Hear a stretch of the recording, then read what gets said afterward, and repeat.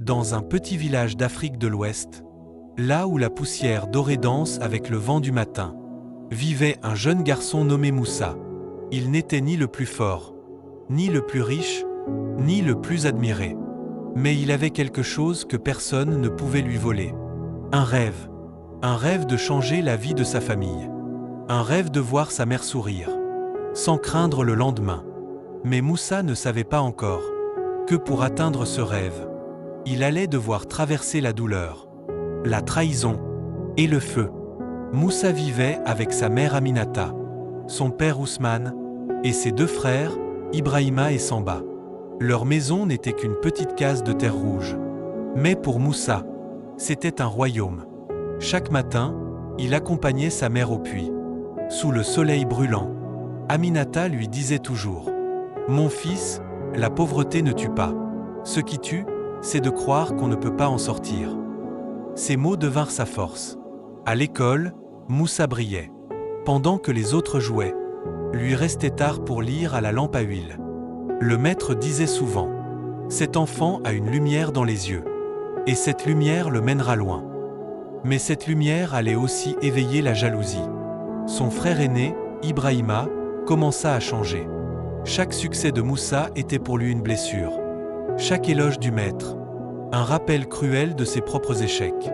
Quand Moussa obtint une bourse pour étudier en ville, tout le village applaudit. Mais Ibrahima, lui, resta dans l'ombre. Cette nuit-là, il lui dit « Tu vas partir là-bas, tu vas nous oublier. Tu crois que t'es mieux que nous ?» Moussa essaya d'expliquer. « Grand frère, je le fais pour nous tous. Un jour, tu verras. » Mais la jalousie avait déjà enflammé son cœur. Quelques jours avant le départ, l'argent que Moussa avait économisé disparut. Volé. Et tout le village savait qui était le coupable. Mais Moussa ne dit rien. Elle pleura en silence. Puis prit une décision, partir quand même. Le cœur lourd, il prit la route. Sans argent, sans valise. Juste avec sa foi. Il marcha des jours entiers. Il dormit dans les gares. Il mangea les restes que d'autres jetaient. Mais à chaque pas, il se répétait les mots de sa mère. Ne laisse pas la faim éteindre la lumière de ton cœur. En ville, la vie fut dure. Les moqueries étaient plus violentes que la faim. On riait de son accent, de ses habits usés, de son silence. Mais Moussa garda la tête haute. Le jour, il étudia. La nuit, il travaillait comme gardien ou vendeur ambulant. Les années passèrent. Moussa tamba, se releva, retamba encore. Mais chaque échec le rendait plus fort. Chaque douleur, plus sage. Il découvrit qu'il avait un don.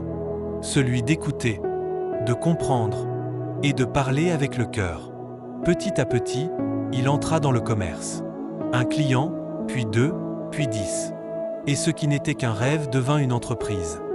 10 ans plus tard, le jeune garçon du village était devenu un homme accompli. Riche, respecté, mais toujours humble. Pourtant, dans son cœur, une blessure n'avait jamais guéri, celle du frère qui l'avait trahi. Un matin, Moussa décida de retourner au village. Il voulait revoir sa mère, lui dire « Maman, j'ai réussi ». Mais à son arrivée, le silence du village lui glaça le sang. Sa mère, Aminata, était morte un an plus tôt. Moussa tomba à genoux, les larmes coulant sans fin.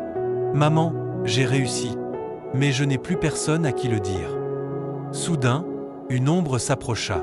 Un homme plus vieux, fatigué, le visage rongé par la honte. C'était Ibrahima. Il tomba à genoux, en pleurant. « Moussa, pardonne-moi. J'ai détruit notre famille par orgueil. » Un long silence suivit. Le vent s'y leva. Moussa le regarda longtemps, puis posa doucement sa main sur son épaule. « Grand frère. Le mal que tu m'as fait m'a appris à aimer plus fort. Sans toi, je ne serais pas devenu cet homme. Je te pardonne. » Moussa resta au village. Il reconstruisit la maison de sa mère. Il offrit des terres aux paysans. Et surtout, il bâtit une école. Sur le mur d'entrée, il fit graver « Le pardon ne change pas le passé, mais il éclaire l'avenir. » Les enfants du village y étudiaient chaque jour. Et à chaque coucher de soleil, les anciens racontaient Voici l'histoire de Moussa, l'enfant trahi, devenu lumière de tout un peuple, La viti blessera. souvent par ceux que tu aimes le plus. Mais n'oublie jamais, le feu qui te brûle aujourd'hui, c'est le même qui te forge demain. La réussite sans cœur n'est qu'un mirage. Le pardon, Louis. Fais de toi un roi, même sans couronne. Les cendres du cœur peuvent donner naissance à la lumière la plus pure. Ne laisse jamais la trahison te transformer en ce que tu détestes. La vraie victoire, c'est de rester humain. Et le pardon est le chemin des âmes fortes. Et toi, si cette histoire t'a touché, abonne-toi pour d'autres récits inspirants venus d'Afrique. Partage cette histoire à quelqu'un qui a besoin d'apprendre à pardonner. Parce que parfois, une seule parole peut changer tout un cœur.